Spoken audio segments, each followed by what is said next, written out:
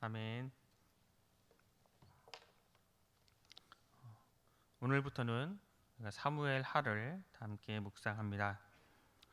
사무엘 상하는 이스라엘 역사가 사사 시대에서 왕정 시대로 넘어가는 전환기와 또 왕정 시대의 초창기 그 사이의 역사를 사무엘, 사울, 다윗 등 세 핵심 인물을 중심으로 기록하고 있습니다. 이 중 사무엘 상은 사사 시대의 말기에 등장해서 그 자신이 이스라엘 최후의 사사였던 사무엘이 하나님께서 이스라엘의 왕으로 택하신 자에게 기름을 붓고 왕으로 세움으로 사사 시대가 마감되고 왕정이 시작되는 그 과도기의 역사를 다루고 있습니다. 이처럼 급변하는 역사 속에서 역사를 주관하시는 하나님의 주권적인 섭리를 증언함으로써 하나님에 대한 순종 여부만이 국가는 물론 개인의 성공과 실패의 기준이라는 점을 말씀하고 있습니다. 이어진 사무엘 하는 사무엘 상의 연속입니다. 원래 사무엘 상하는 히브리 원문에서는 따로 구분하지 않습니다. 사무엘 하는 다윗이 통일 왕국이 하나님의 주권 하에서 강력한 왕국으로 성장했던 과정과 다윗의 개인적인 성공과 실패를 통해서 국가적으로나 개인적으로 성공과 실패의 관건은 오직 하나님께 대한 순종 여부에 있음을 보여주고 있습니다. 그리고 더 나아가 하나님께서 역사의 주인이심을 우리들에게 알려주고 있습니다. 그리고 이스라엘 역사상 가장 위대한 왕이었던 다윗도 결국 인간의 죄성으로 인한 왜곡과 고통에서 헤어날 수 없음을 우리에게 보여줌으로써 인간은 결국 세상에서는 완전한 평화와 행복을 얻을 수 없고 오직 영원한 우리의 왕이신 예수 그리스도만이 우리에게 참 평안과 참 행복을 주실 수 있음을 보여주고 있습니다. 그럼 오늘 본문 말씀은 우리 1절 말씀을 함께 읽겠습니다. 1절 말씀입니다. 사울이 죽은 후에 다윗이 아멜렉 사람을 쳐 죽이고 돌아와 다윗이 시글락에서 이틀을 머물더니 지금 이스라엘과 블레셋은 전쟁을 벌이고 있는 중입니다. 이때 다윗은 이 전쟁에 참여하지 못하고 멀리 떨어져 있었습니다. 다윗이 사울과 떨어져 있었던 이유는 바로 사울이 다윗을 죽이려 했기 때문입니다. 그래서 다윗은 사울의 칼끝을 피해 궁여지책으로 블레셋으로 도망합니다. 그런데 블레셋 진영에서도 다윗을 그렇게 환영하지 않았습니다. 그럴 수밖에 없는 것이 다윗은 지금 바로 전쟁을 치르고 있는 적군의 장수였기 때문입니다. 그래서 다시 다윗을 쫓아내 버렸습니다. 그때 마침 블레셋과 이스라엘이 한바탕 전쟁을 벌일 준비를 하고 있을 때였습니다. 그리고 다윗이 이러한 상황을 겪고 있을 때에 바로 아멜렉이 시글락을 불태우고 거기에 있는 처자식들을 잡아갔습니다. 시글락은 다윗이 블레셋 진영으로 만명했을 때에 가드 왕 아기스로부터 할당받아 그가 영주로 살고 있던 성이었습니다. 그것에서 이제 젊은 성주의 역할을 하고 있었는데 바로 아멜렉 사람들이 쳐들어와 그곳에 있는 자신들의 처와 자녀들을 잡아간 것입니다. 다윗에게는 엄청난 위기가 생겼습니다. 다윗의 지도력에 당연히 의문이 들 수밖에 없었습니다. 그때 다윗이 하나님이 주신 용기를 가지고 군사를 모아 아말렉을 쫓아가 그들을 죽이고 그들이 잡아갔던 처자식과 그들이 가져갔던 재물을 다시 찾아옵니다. 그 일로 인해서 다윗의 지도력은 견고해졌고 그의 명성은 점점 주변 지역으로 퍼져가게 되었습니다. 그래서 오늘 본문은 크게 두 가지 상황이 동시에 일어나고 있습니다. 한쪽에서는 사울이 이끄는 이스라엘과 블레셋이 맞붙고 있고 한쪽에서는 다윗이 하나님의 명령을 받아 아멜렉과 전쟁을 치렀습니다. 그리고 아멜렉 족속과의 싸움에서 크게 이긴 다윗은 시글락이라는 지역에 머물면서 이스라엘과 블레셋의 전쟁 결과를 기다리고 있었습니다. 그런데 사울이 블레셋과의 전쟁에서 죽은 장소인 그 길보아 산과 다윗이 있었던 그 시글락 간의 거리는 약 80km 정도 되었습니다. 이로 인해서 다윗은 사울의 죽음에 관한 소식을 빨리 듣지 못했습니다. 우리 2절 말씀을 함께 읽겠습니다. 우리 2절 말씀입니다. 사흘째 되는 날에 한 사람이 사울의 진영에서 나왔는데 그의 옷은 찢어졌고 머리에는 흙이 있더라. 그가 다윗에게 나와 땅에 엎드려 절하매. 다윗이 시글락에 머문 지 3일째 되는 날에 사울의 진영에서 한 청년이 전쟁 소식을 가지고 왔습니다. 그런데 그 사람은 이제 다 찢어진 옷을 입고 머리는 헝클어져 엉망이며 온몸은 흙먼지 투성이었습니다. 전쟁이 얼마나 치열했는지 한눈에 알 수 있었습니다. 또 여럿이 오지 않고 혼자서 온 것만 봐도 좋은 소식이 아닌 것 같습니다. 아니나 다를까 그가 전해주는 소식은 슬프고 충격적이었습니다. 그 청년은 사울과 요나단이 전사했다라고 보고를 했습니다. 이 소식을 들은 다윗의 심정은 참으로 복잡 미묘했습니다. 사울은 다윗을 아끼고 사랑하면서도 그만큼 미워하고 증오했습니다. 다윗의 능력과 공로를 인정하면서도 한편으로 치를 떨 만큼 다윗을 질투하고 두려워했습니다. 다윗 역시 사울에게 충성과 헌신을 바치면서도 사울을 두려워했고 사울의 공격에 분노했고 슬퍼했습니다. 그런데 이제 이 모든 것이 다 끝이 났습니다. 5절 말씀을 제가 읽겠습니다. 다윗이 자기에게 알리는 청년에게 묻되 사울과 그의 아들 요나단이 죽은 줄을 내가 어떻게 아느냐. 참으로 복잡한 심경이었지만 우선 다윗은 침착하게 반응했습니다.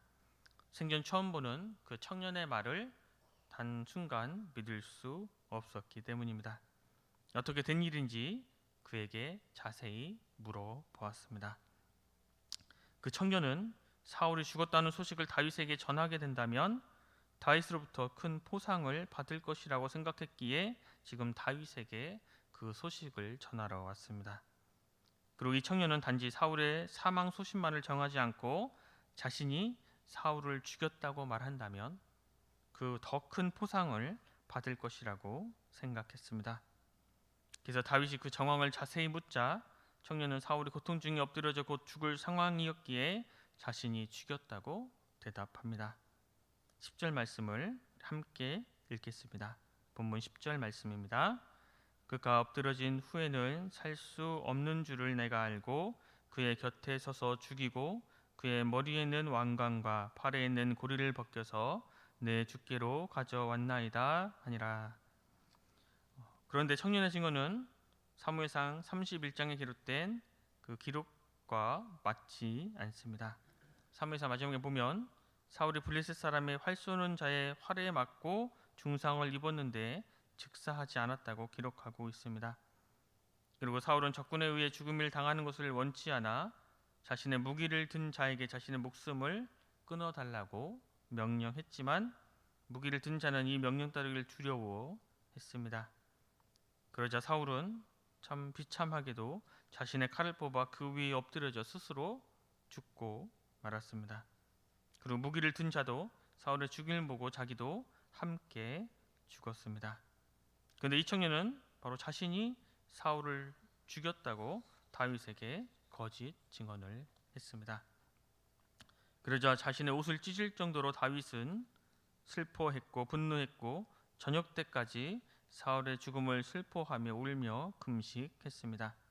그리고 다윗은 그 청년을 죽이도록 명령했습니다. 14절, 15절 말씀을 제가 읽겠습니다. 다윗이 그에게 이르되 내가 어찌하여 손을 들어 여호와의 기름 부음 받은 자를 죽이기를 두려워하지 아니하였느냐 하고 다윗이 청년 중 한 사람을 불러 이르되 가까이 가서 그를 죽이라 하매 그가 침에 곧 죽으니라. 다윗은 그 청년을 처형했습니다. 감히 여호와 하나님께서 기름 부어 세운 왕을 살해했기 때문입니다. 물론 실제로 이 청년이 사울을 죽인 것은 아니었습니다. 하지만 다윗 입장에서는 분명 사울을 죽인 것은 청년이었습니다. 왜냐하면 그가 자기 입으로 사울을 죽였다고 말했기 때문입니다. 다윗은 이 사실을 분명히 이야기합니다. 오늘 본문 마지막 16절 말씀을 함께 읽겠습니다. 16절 말씀입니다. 다윗이 그에게 이르기를 내 패가 내 머리로 돌아갈지어다. 내 입이 내게 대하여 증언하기를 내가 여호와의 기름 부은 발을 죽였노라 함이니라 하였더라. 사실 이 청년이 사울을 죽인 것이 아니라 죽였다고 거짓말했다라고 한 것이 밝혀진다 해도 결과는 똑같았을 것입니다. 그가 이런 엄청난 이야기를 꾸며내 죽음을 자초하게 된 근본적인 이유는 바로 다윗이 여호와의 기름 부음 받은 자를 어떻게 대하는지 전혀 알지 못했기 때문입니다. 그 청년은 자기를 기준으로 생각했을 때에 사울이 다윗을 미워하고 항상 죽이려고 호시탐탐 기회를 노리니까 다윗도 사울을 정말로 미워하는 줄 알았습니다. 다윗 역시 사울이 죽기만을 기다리고 있고 하루라도 빨리 왕의 자리를 차지하기를 원한다고 그 청년은 생각했던 것입니다. 하지만 다윗은 결코 그런 사람이 아니었습니다.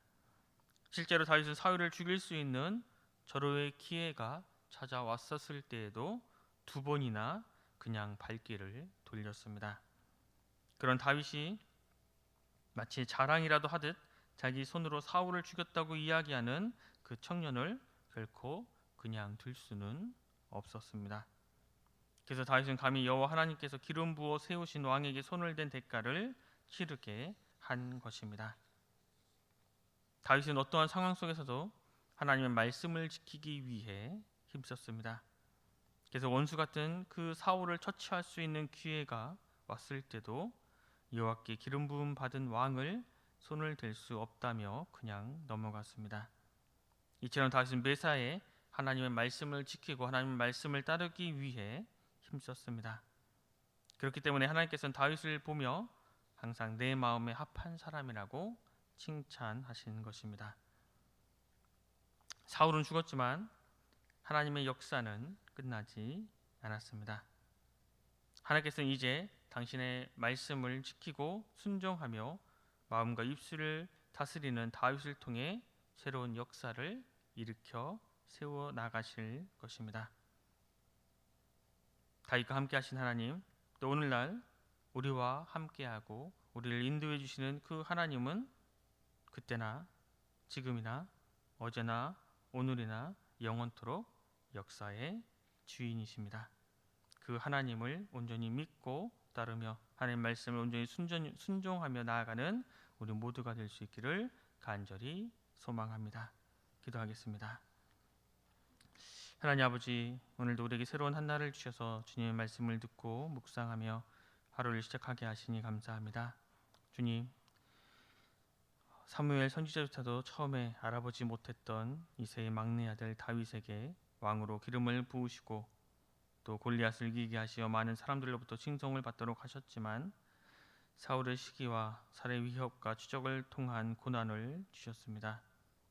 그렇게 자신을 힘들게 했던 사울을 끝까지 존경하며 하나님께서 기름 부어 세우신 왕이라는 그 사실을 잊지 않았던 다윗처럼 우리도 나를 힘들게 하는 사람을 또 오히려 사랑할 수 있도록 큰 마음과 큰 믿음을 허락하여 주시고 또 하나님의 말씀을 온전히 믿고 쫓는 우리 모두가 되게 하여 주시옵소서. 그리고 역사의 주인은 오직 하나님뿐임을 우리가 고백하게 하시고 그 사실을 우리의 삶으로 드러내게 하여 주시옵소서.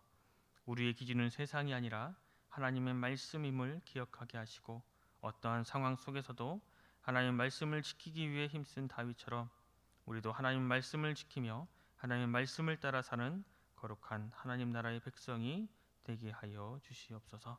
모두가 감사드리며 귀하신 예수 그리스도 이름으로 간절히 기도드립니다. 아멘.